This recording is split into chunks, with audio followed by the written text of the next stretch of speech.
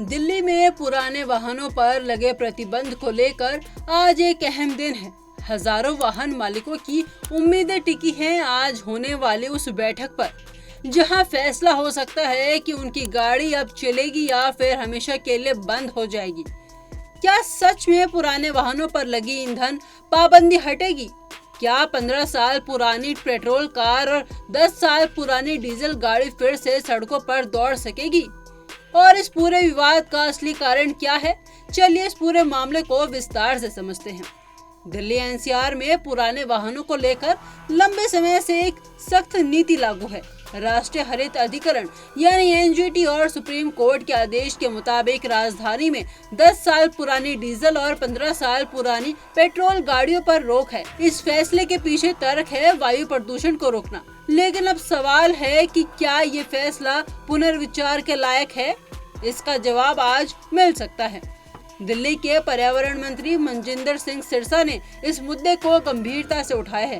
उन्होंने वायु गुणवत्ता प्रबंधन आयोग यानी CAQM को इस पर दोबारा सोचने की अपील की है। उन्होंने कहा कि पुराने वाहनों पर बैन से पहले वैज्ञानिक और सामाजिक अध्ययन जरूरी है। दरअसल 1 जुलाई 2025 से दिल्ली में एक और बड़ा फैसला लागू कर दिया गया है। अब पुराने वाहनों को पेट्रोल पंप से ईंधन नहीं दिया जा रहा, यानी आपकी गाड़ी रोड वर्दी है या नहीं, बीमा और PUC वैध है या नहीं, फर्क नहीं पड़ता। अगर आपकी गाड़ी 10 या 15 साल पुरानी है तो उस पर अब ईंधन नहीं मिलेगा। इस कदम के बाद राजधानी के हजारों गाड़ी मालिकों में असंतोष की लहर दौड़ गई है।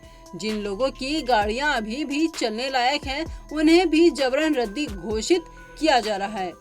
और यहीं से शुरू हुआ एक बड़ा विवाद। दिल्ली सरकार ने इस फैसले पर चिंता जताई और अब CAQM की विशेष बैठक बुलाई गई है। सूत्रों के माने तो इस बैठक में पुराने वाहनों को आंशिक राहत देने पर चर्चा हो सकती है। एक संभावना ये भी है कि जिन गाड़ियों का फिटनेस टेस्ट पास है, बीमा और प्रदूषण प्रमाण पत्र वैध है, उन्हें कुछ शर्तों के साथ दोबारा चलाने की मंजूरी दी जाए। पर्यावरण मंत्री सिरसा ने साफ कहा कि दिल्ली के हित में रचनात्मक निर्णय जरूरी है। हम हर स्तर पर लड़ाई लड़ेंगे, जरूरत पड़ी तो सुप्रीम कोर्ट भी जाएंगे।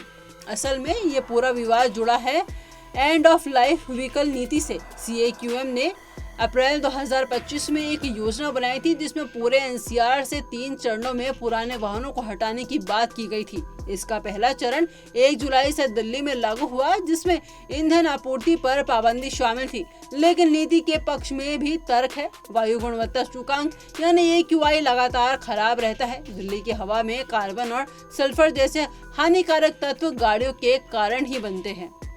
ऐसे में क्या पुरानी गाड़ियों को फिर से चलने देना सही होगा? ये सवाल अब आयोग के पाले में है। अब देखना होगा कि आज की बैठक में कौन सा रास्ता निकलेगा। क्या सरकार पुराने वाहनों को सीमित समय या विशेष परिस्थितियों में चलाने की अनुमति देगी? क्या आयोग अपने पुराने फैसले पर अडिग रहेगा या फिर कोई बीच का हल निकलेगा? दिल्ली के लाखों वाहन मालिक इस फैसले की प्रतीक्षा कर रहे हैं। आपकी गाड़ी भी पुरानी है, क्या आप भी इस नियम से प्रभावित हैं? हमें कमेंट में जरूर बताइए। और आपको क्या लगता है कि क्या पर्यावरण की कीमत पर भी राहत दी जानी चाहिए या सख्ती ही जरूरी है?